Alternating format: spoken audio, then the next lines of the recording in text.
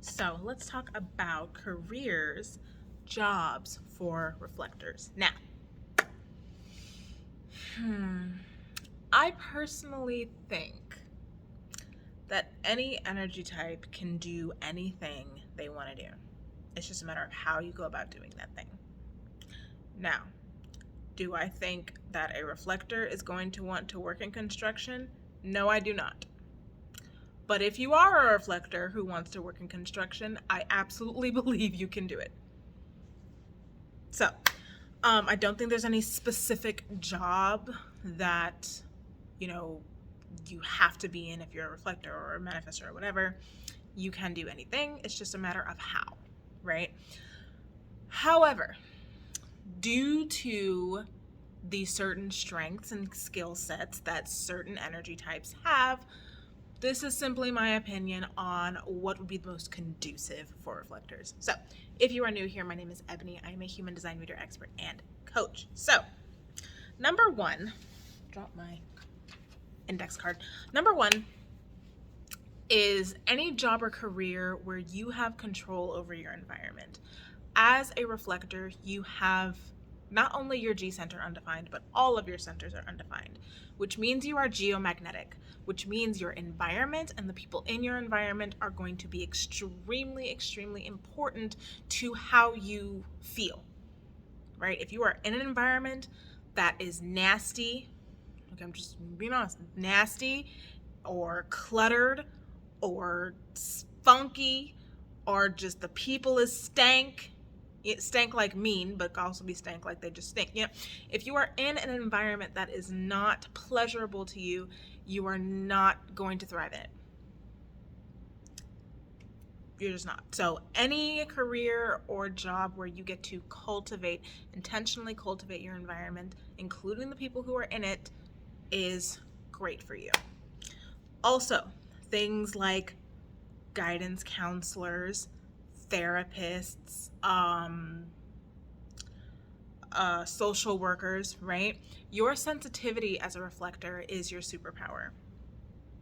Because you are so sensitive to the feelings and energies around you, you're able to draw wisdom from that. You're also able to reflect back to people what they need to know, what they're doing well, what they need to work on, right? And you're the traditional empath. You are able to feel the emotions of other people. The really, solid qualifications for social workers, for guidance counselors, for therapists. You're guiding people in an empathetic way towards, happiness, right? Towards dealing with any mental health problems that they may be working through right now. Right. So those could be very interesting. And again, this isn't to say that if you are a reflector, you are going to want to be a therapist, right? Because that you might not even like dealing with people like that. And that's perfectly fine, right? So this isn't to put you in a box. This is just to give you some boxes to look at. Yeah.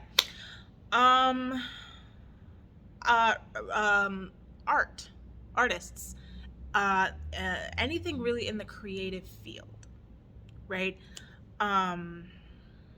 Researchers, as a reflector, you're very observant, right? Especially if you have a 1 in your profile, very good at researching. You have a very unbiased view of things. So you can look at something and you can look just plainly at the facts, right? So anything in where research is required may be really good for you. A judge, right? Like an actual judge, like, in a courtroom and everything. Again, you're unbiased. You're actually the judges of society, right? You have this ability to just see what's going on. Like, you see things for what they are. There's not a whole lot of, perspectives and stuff bogging you down. Like, no, it is what you see what it is, right? Makes you very unbiased, makes you very good for any kind of judicial type role, right?